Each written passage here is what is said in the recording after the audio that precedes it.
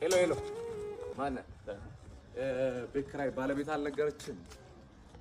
ቤት ኪራይ አንድ ወር ሳትከፍል ሁለተኛ ወር መጥቶብሃል። እየሞከርኩኝ ነው ትላለህ እንዴ? አትሰማም እንዴ? እየሞከርኩኝ ነው። ያንተን የቤት ኪራይ ልከፍል እየሞከርኩኝ ነው። የልጆች ትምህርት ቤት ልከፍል እየሞከርኩኝ ነው።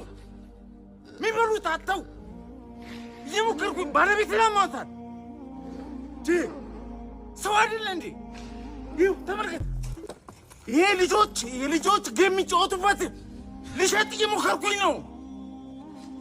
አስብ እንጂ ሁሉም ሰው እየሞከረ ነው በዚህ ሰዓት። እጁን አጣጥፎ የተቀመጠ ሰው አለ እንዴ? ታገሰኝ በቃ። እየሞከርኩኝ ነው።